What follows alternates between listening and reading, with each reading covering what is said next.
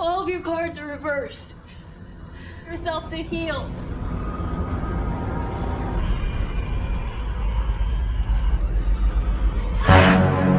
Subscribe ya teman-teman.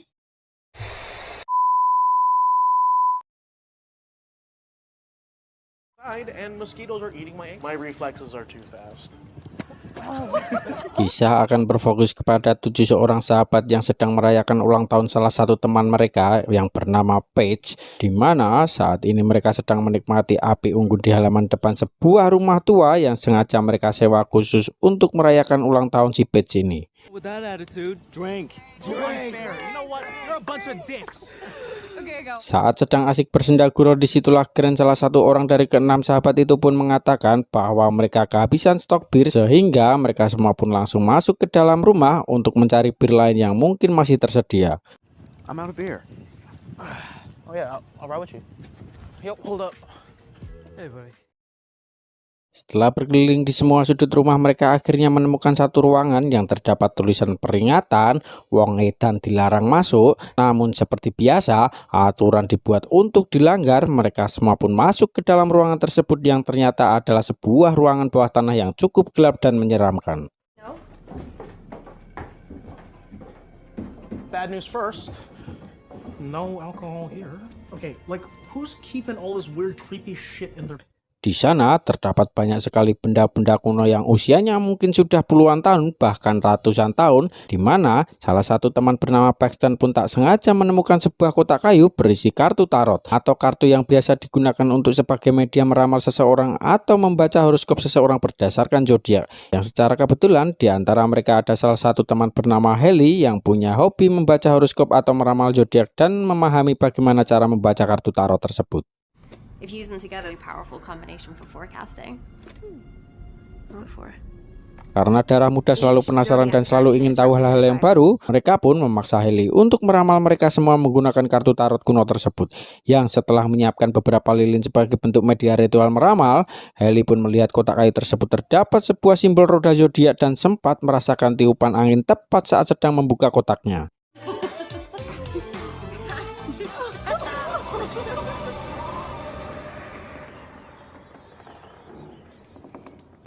Haley sempat mengurungkan permainan ini setelah punya firasat tidak enak, namun salah satu teman bernama Alice pun terus memaksa Haley untuk melanjutkannya. Karena terus ditekan oleh yang lain juga, Haley pun terpaksa melanjutkan permainannya.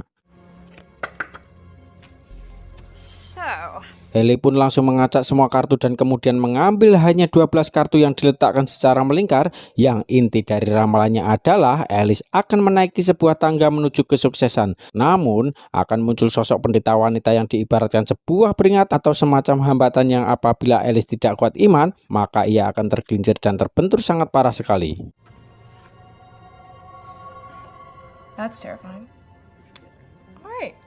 Selanjutnya ada Madeline yang izin untuk merekam momen tersebut dengan ponselnya, di mana ia mendapat sebuah kartu bergambar sosok menyeramkan yang digantung. Sosok itu katanya akan digantung di atas sebuah jembatan, namun Alice tidak boleh lari karena ketika ia lari maka justru ia akan celaka. Yang inti dari ramalannya adalah agar Alice jangan pernah lari dari masalah. Don't panic. It'll soon be water under the bridge. Kemudian ada yang sedang berulang tahun yaitu Paige. Ia mendapat sebuah kartu gambar pesulap dengan banyak trik yang sepenuhnya merupakan tipuan yang pada intinya Paige harus bisa mengendalikan diri agar tidak terpedaya oleh hal-hal buruk yang di luar sana. I mean, you know me in control. Saat sedang masih meramal Paige, disitulah Paxton izin ke toilet sebentar untuk membuang air kecil. Tepat saat pintu belakang bergerak-gerak akibat tertiup angin, yang ketika Paxton akan menutupnya, ia seolah melihat sepasang mata menyala di dekat lampu pagar dan tiba-tiba...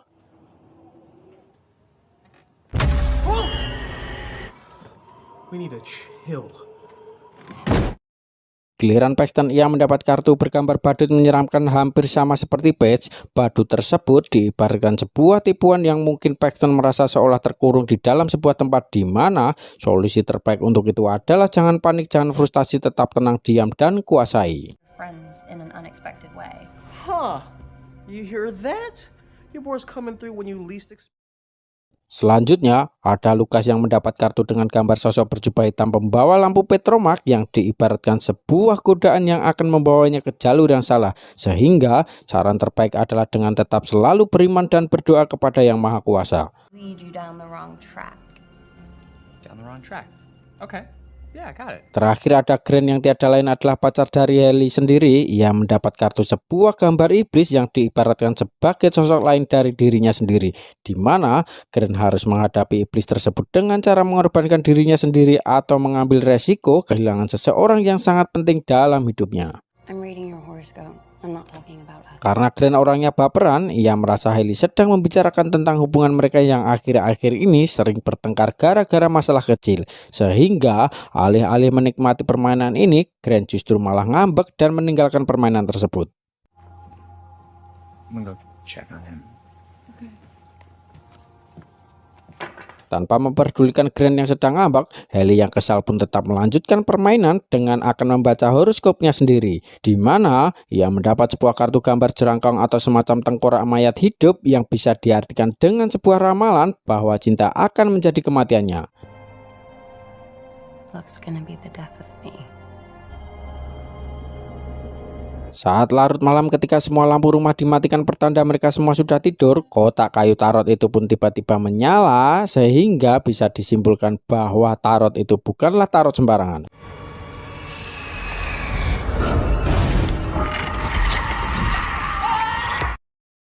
Keesokan paginya, Hailey dan kawan-kawan terlihat sudah siap berangkat pulang dengan Hailey yang balik ngambek kepada Grant pacarnya, di mana Hailey berinisiatif mengganti wallpaper wajah Grant dengan wajahnya sendiri yang hal itu cukup membuat Hailey menjadi sedikit lebih baik. That's way better. I'm the one who's in the podcast here. And we're going. Tibanya di kota, Alice pun turun duluan dan langsung pulang menuju ke kamar di gedung asramanya. Tepat di saat semua orang masih di luar, ada yang pulang kampung dan ada yang masih ada dalam liburannya. Namun terjadi sesuatu yang cukup janggal saat tangga menuju atap tiba-tiba terbuka seolah ada orang lain di asrama ini. Sehingga Alice pun langsung menutupnya seperti semula tanpa berpikir yang aneh-aneh.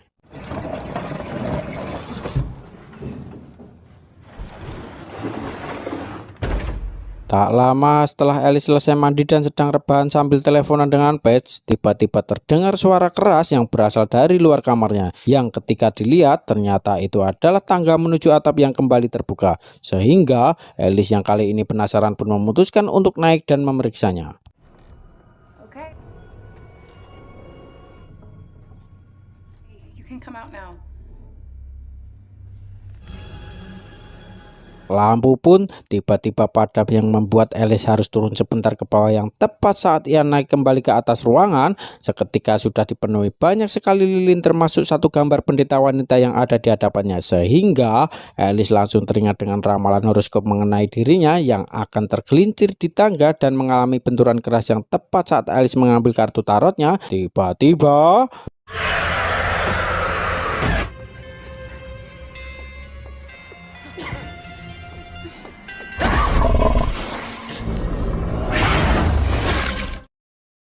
keesokannya, Alice pun ditemukan sudah tewas akibat mengalami benturan keras persis seperti ramalannya, yang dari mereka semua Hailey lah yang paling bersedih akan hal itu. Karena selain ia yang membaca ramalan kartu tarotnya, Alice juga sempat menjadikan wajahnya sebagai wallpaper di ponsel Hailey sendiri. Sehingga makin greneslah Hailey atas insiden tak terduga ini.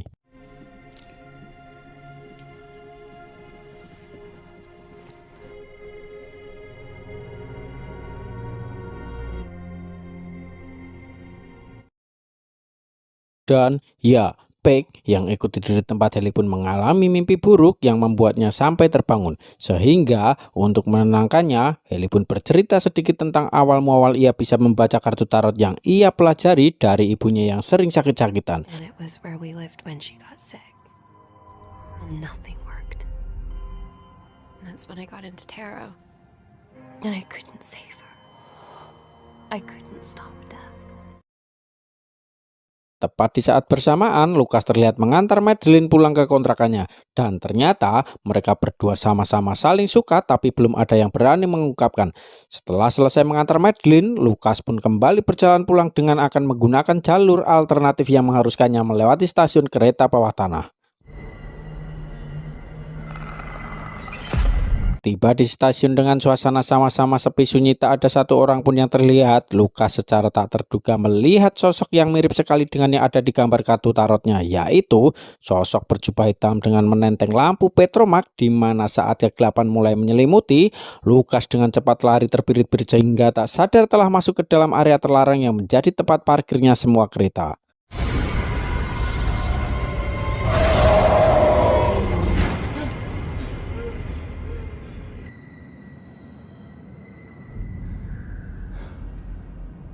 Sama seperti Alice, Lukas pun langsung teringat dengan ramalan tentang dirinya yang akan masuk ke jalur yang salah. Solusi terbaiknya adalah tetap fokus dan jangan terpancing, namun terlambat bagi Lukas yang sudah terlanjur masuk area ini, yang artinya Lukas akan segera maut di tempat ini.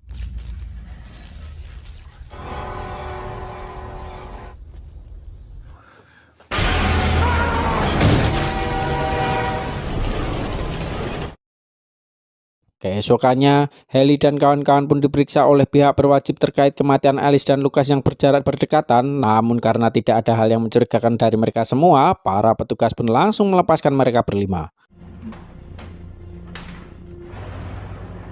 Setelah petugas pergi, mereka berlima pun langsung mengutarakan asumsi masing-masing perihal dua temannya yang maut secara tidak wajar. Yang setelah saling berteori ke sana kemari, Haley akhirnya teringat dengan ramalan kartu tarot yang mereka lakukan beberapa hari yang lalu. Sehingga ia pun mulai searching di Google untuk mencari artikel yang membahas tentang seputar tarot dan dunia horoskop. Dari sekian banyak hasil pencarian ditemukanlah satu artikel yang membahas tentang beberapa insiden kematian yang dikaitkan dengan zodiak dan ramalan, di mana artikel tersebut dibuat oleh seseorang bernama Alma, sehingga tanpa pikir panjang Haley dan kawan-kawan pun langsung meluncur saat itu juga. No. My butt's falling asleep, guys. Get this. David Beckham and The Rock are both... Berlokasi di tempat yang sangat jauh dari perkotaan, mereka akhirnya sampai di kediaman Alma sesuai alamat yang tertera pada artikel tersebut, di mana sosok Alma ternyata adalah seorang wanita tua yang hidup sendirian dan baik hati dan mengizinkan mereka semua masuk ke dalam rumahnya. Using tarot? Yeah, Let me see the deck. I don't have it. Tanpa banyak basa-basi, Haley langsung menjelaskan tentang insiden yang menimpa dua sahabatnya sesaat setelah meramal menggunakan kartu tarot kuno, di mana Haley dan kawan-kawan pun langsung terkejut saat Alma mengatakan tentang kartu tarot yang mereka pakai terdapat dalam sebuah kotak kayu dengan simbol roda zodiak, yang ternyata kartu tersebut bukanlah kartu tarot sembarangan. Karena sejauh yang Alma tahu, kartu itu telah menelan banyak korban dari tahun 1950-an sampai tahun 80-an, yang salah satu korban selamatnya tidak lain dan tidak bukan adalah nenek Alma sendiri. Weekend trip. All of these readings were done. Bagaimana nenek Alma bisa selamat adalah karena ia menjadi satu-satunya orang yang pada saat itu tidak dibaca horoskopnya oleh kartu tersebut, karena beliau sendirilah yang membaca kartu tarotnya. Sedangkan semua teman-temannya mau dengan cara yang tidak masuk akal, persis seperti yang menimpa Lukas dan Alice. One in London who survived. My whole life trying to understand why I live. I did everyone's reading but my own. Nenek Alma juga menjelaskan sejarah kartu tarot tersebut yang berawal pada sekitar abad ke-17, ketika ada seorang raja yang meminta peramal pribadinya untuk memprediksi nasib istri dan janin yang dikandungnya, yang terlepas dari baik atau buruknya sebuah ramalan, harusnya raja bisa menerima ketika si wanita peramal itu memprediksi nasib istri dan calon bayinya yang tidak akan selamat pada saat melahirkan. Namun, sang raja yang tidak bisa menerima ramalan buruk pun mengusir si peramal dan putrinya dari kerajaan tanpa sadar jika dia sendirilah yang ingin diramal oleh wanita tersebut. The astrologer and her were cast out, vanished. Prediksi si peramal pun benar-benar terjadi, yang membuat si raja kehilangan istri dan calon bayinya persis seperti yang diprediksikan, sehingga ia pun menuduh si peramal telah menggunakan ilmu hitam dan berhasil menghasut semua orang untuk menghabisi putri dari si wanita peramal tersebut. Tak terima dengan kematian putri tercintanya, si peramal pun benar-benar melakukan apa yang dituduhkan. Ia pun menggunakan ilmu hitam untuk melakukan balas dendam, tapi dengan cara yang tidak biasa, di mana si peramal membuat kartu tarotnya sendiri yang dibuat dengan tangan, kemudian melakukan pembacaan kartu tarot khusus untuk raja dan keluarga besarnya. Lantas ia pun melakukan bundir untuk mengikat jiwanya dengan kartu tarot tersebut, sehingga beberapa hari setelah kematiannya, raja dan keluarga besarnya pun maut dengan cara yang berbeda-beda dan tentunya tidak normal. Namun masalahnya adalah si peramal terlanjur melakukan perjanjian dengan iblis dengan sengaja mengikat jiwanya ke dalam kartu tarot tersebut, sehingga barang siapa yang membaca ramalan nasib dengan tarotnya, maka orang itu akan mati persis seperti yang sudah diramalkan. She got her revenge. She had cursed the cards and inverted the zodiac. Anyone who has their horoscope read, side of fate. Sudah lama Nenek Alma mencari kartu tarot itu untuk dimusnahkan, sehingga ketika Heli dan kawan-kawan mengaku telah menemukannya, beliau langsung menyarankan mereka semua untuk segera melenyapkan kartu tarot tersebut. Karena jika sampai terlambat, maka Heli dan kawan-kawan akan mengalami hal yang sama seperti yang dialami oleh kedua sahabatnya. Maybe you'll have a chance to change your fate. Going to a stranger's house in the middle of nowhere. Bukannya langsung meluncur ke rumah tua tempat kartu tarot itu disimpan, Heli dan kawan-kawan justru malah kembali ke kota untuk memastikan dulu semua yang dikatakan oleh Nenek Alma. Sebagian ada yang percaya, sebagian tidak, sehingga terjadilah perdebatan di antara mereka semua sampai akhirnya mobil tiba-tiba berhenti di tengah jembatan yang entah apa penyebabnya. I have no idea. I'm not doing it. What? What the hell's going on? I don't know. This is so. Disitulah Madeline langsung dibuat panik karena isi ramalannya adalah tentang sebuah jembatan yang akan ada sosok menyeramkan digantung di atasnya, di mana ketakutannya semakin menjadi tatkala muncul fenomena tidak masuk akal ketika kaca mobilnya seperti ada seseorang yang menggambar.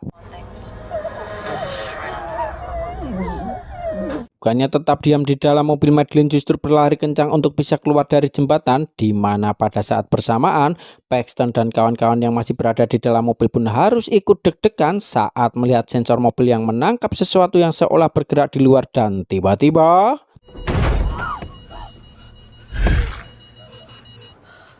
Where'd it go?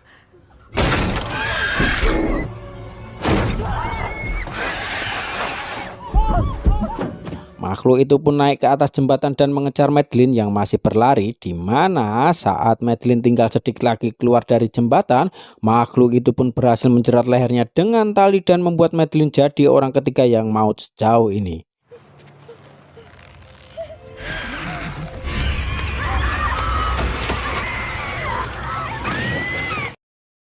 Setibanya di luar jembatan, terjadi sedikit perdebatan ketika Paxton memilih untuk pulang dan mengurung dirinya di kamar dengan harapan bisa terhindar dari ramalan yang sudah dibacakan. Sementara Heli dan yang lain memilih untuk memusnahkan kartu tarotnya dengan pergi menuju rumah tua yang pernah mereka sewa. Come on, let's go. Okay, let's go. Bersamaan dengan keberangkatan Heli dan kawan-kawan, Paxton sendiri terlihat baru sampai di gedung apartemennya dengan suasana yang lagi-lagi sangat sepi, entah kemana semua orang di kota ini. Paxton pun akhirnya melihat sosok yang akan menjadi penerornya, yaitu badut menyeramkan yang terlihat mengawasi di kejauhan, sehingga Paxton pun dengan cepat masuk ke dalam lift agar bisa segera sampai di kamarnya.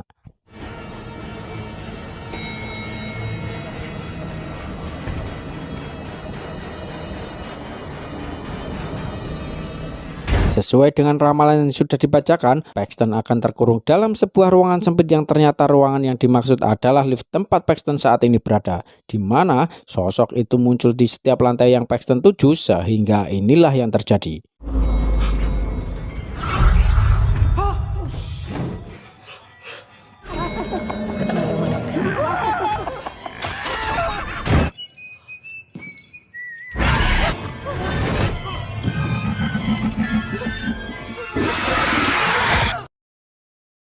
Entah bagaimana nasib Paxton, kita akan kembali ke Heli dan kawan-kawan yang sudah tiba di rumah tua, di mana mereka langsung mengambil dan membakar kartu tersebut di atas perapian. Tapi anehnya, kartu-kartu itu tidak mau terbakar, sehingga Heli dan yang lain pun memilih untuk duduk sambil menunggu keajaiban. What do we do?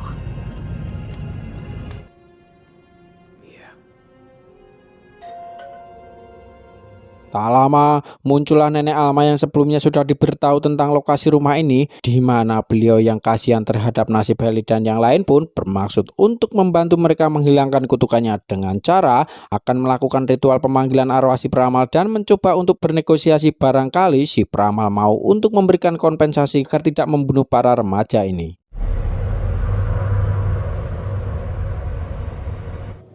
Each stone is associated with a different zodiac sign.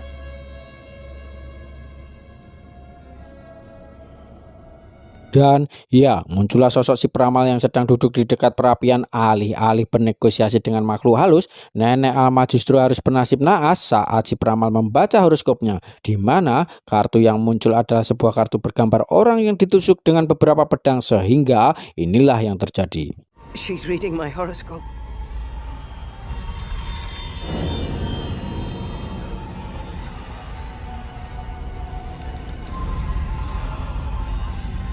I'm sorry.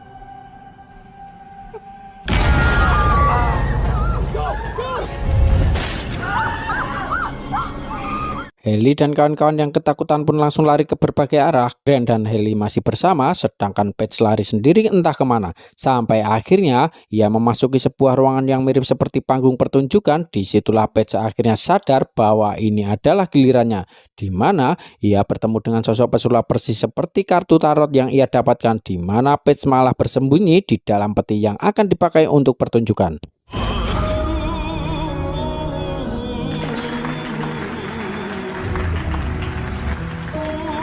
Mirip seperti trik sulap klasik ketika seorang asisten pesulap masuk ke dalam sebuah kotak atau peti dan pesulap akan membelahnya menjadi dua menggunakan gergaji palsu.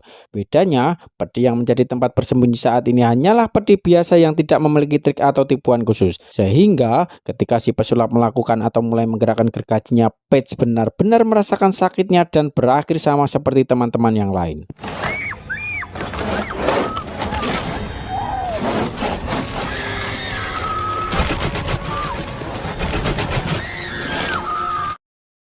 Kembali ke Ellie dan Grant yang menjadi dua orang tersisa yang masih hidup. Mereka akhirnya menemukan satu cara yang bisa dibilang jitu pakem untuk mengalahkan si peramal, yaitu dengan akan menjadikan kartu tarot miliknya sebagai senjata makan tuan. Yang secara sederhananya, Ellie harus membaca horoskopnya si peramal, berharap ia akan terkutuk oleh kutukannya sendiri.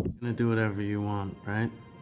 Wait, have you been reading up on astrology? Dan ya, Grant pun ditarik oleh makhluk mengerikan yang menjadi penerornya si Ellie, di mana sosok itu terus mengejar Ellie sampai kembali ke tengah rumah dan tiba-tiba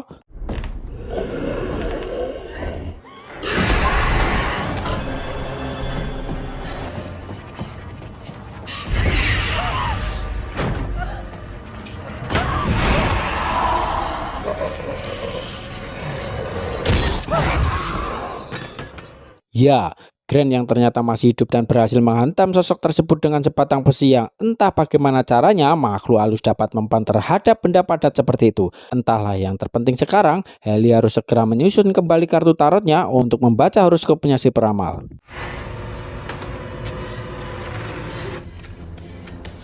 All of your cards are reversed. Your horoscope tells me you're in pain. Dan ya, untuk kedua kalinya si peramal akhirnya menunjukkan Raine di hadapan Ellie yang masih membaca kartu tarot, di mana saat si peramal mencekik Ellie dan bermaksud menghabisinya, Ellie pun dengan cepat menyelesaikan membaca kartu terakhir si peramal yang berisi gambar kematian, sehingga secara tidak langsung kutukan tarot pun berakhir seiring dengan kembalinya si peramal ke dalam alam gaib. Fate doesn't have to be a curse.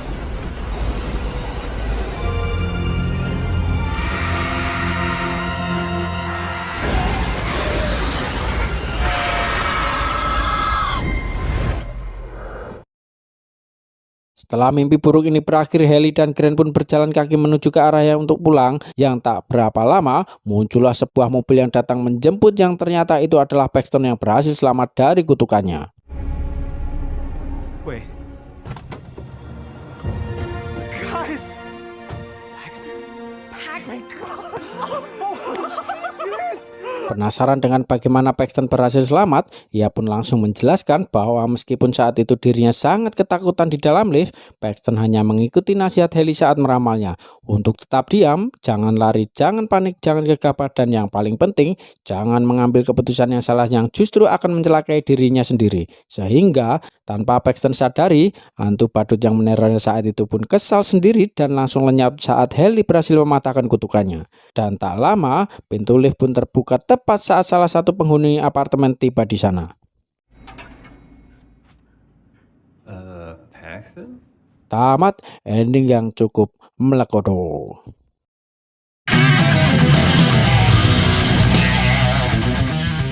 Pesan yang bisa diambil dari film ini adalah, film ini menggambarkan bagaimana keputusan yang kita buat dapat membentuk masa depan kita. Mirip bagaimana kartu tarot bisa memberikan gambaran tentang kemungkinan yang ada. Waspadalah, waspadalah. Terima kasih sudah menonton sampai akhir. Saya Kundes pamit undur diri. Bye.